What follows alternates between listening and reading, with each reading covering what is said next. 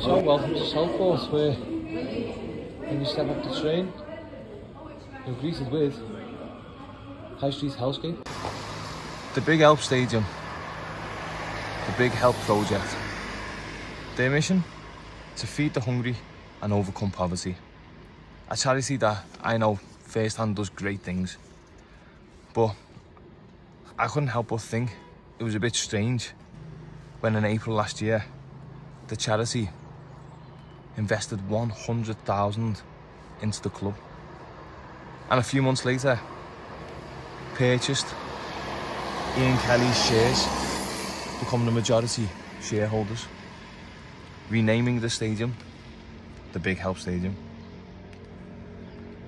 I just can't help but think, surely this huge amount of money could be spent on the people who are supposed to be helping them in poverty. Oh, been on the street on and off fucking years, you know what I mean? Years. Since I come out of jail, on and off, you know what I mean? What was you in jail for? Me? Oh, this and that. Not paying, the last one was not paying a fine and that, but oh, it was just shit happens and that is it. Don't wish it on no one, but as you say, shit happens, doesn't it? you don't wish it on no one. So, is it really any surprise now that government investigators will explore unmanaged conflict of interest and money management after they noticed a significant increase in the charity's income at the influential Big Help Project, which, by the way, is run by former Labour councillor Peter Mitchell. Now, I can't say exactly if there is any wrongdoing here, but right now, Peter, you're looking a lot more like Del Boy than Gandhi. Do you get help now from Southport Council? Yeah, they do help you. Yeah. They come round and check on you every night. But I stay away because where I am in that place, like it's up by the Asda. Yeah. And it's a drug den. Well, look, okay, fair enough. Everyone does what they do. You know what I mean? But you're mixing with them, is it hard to... Oh, I do mix in there, but then they're saying, oh, they try this, try that. Yeah. Well, yeah, I've got a clean driving licence and I'm staying that way and that is it. Yeah. I know I have a drink, but I'm not working, so that's fair enough. But, yeah. And you don't wish it on no one, but it happens. Have you ever heard of the Big Help Project? I've heard of it. Yeah. Did you get help off them? Well, I haven't done. As I say, I get it with shoreline. Through shoreline, I don't know if they get it through that, but you know, shoreline. Yeah, it's a different way. Yeah.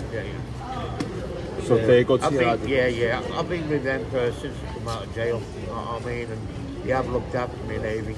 They sorted me that place and found me that place. You know what I mean? Yeah, they found me that place. That's good. You know what I mean? That's it. But there's a lot of them going out themselves and they get given help. Yeah. Like yourself, you come round and you know what I mean, they get given help, but they won't take it, a lot of them. You know what I mean? You can't. The lost are too far gone, aren't they? A lot of them, and that is it. As I say, I know I like to drink, but that's exciting. Right. So we are looking at the second longest pier in Britain. Unfortunately, we can't go on it today, or God knows how long for, because significant damage was found, and until Southport Council can seek the funds, there's not much work going on, so we don't know when it's going to reopen. It's pretty impressive, I must admit. It actually used to be the longest, only the fires during the late 19th century reduced its length. But it's the oldest surviving iron pier in the UK, I believe. But it remains closed. Like I've said in previous videos, seaside towns have pretty much died. And that happened when cheap continental air flights arrived and the upper classes started to travel abroad more. But what happened in the years that followed, I believe, was a saga of mismanagement and small town corruption. I've got to admit, that is one impressive pier. But when we get close, you can see how damaged it can be. Hello.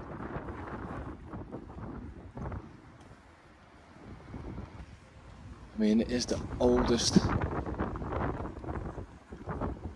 iron pier, as you can see.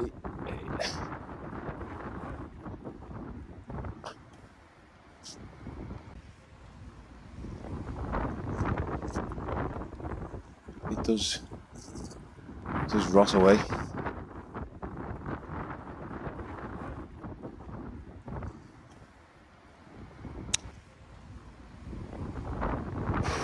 I think it's clear that businesses in Southport are continuing to struggle here.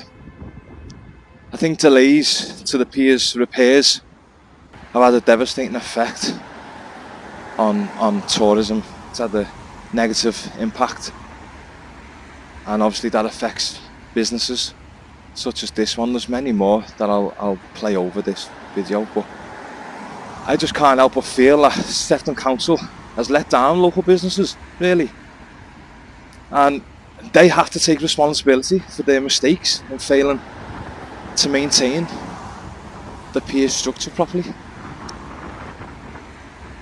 At the end of the day, it's down to them. This was Southport Pontons, which is now closed. It's closed its doors for good earlier this year after flood damage from Storm Henk, I think it was, made the site unviable.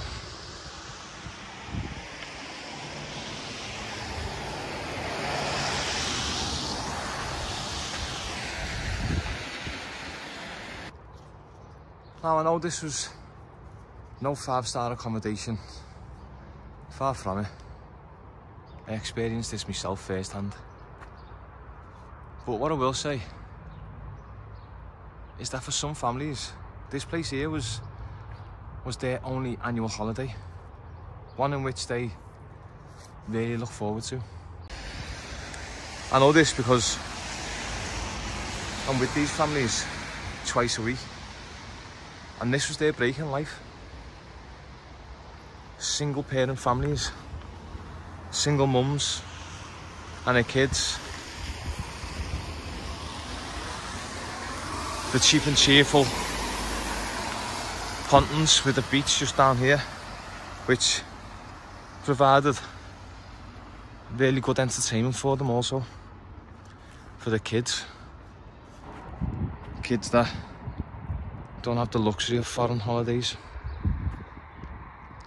It's actually Children's Mental Health Awareness Week too, and I think this closure will have a real negative impact on their mental health and the parents too, because believe me, poverty is real. I highlight this on a regular basis. It's clear to see.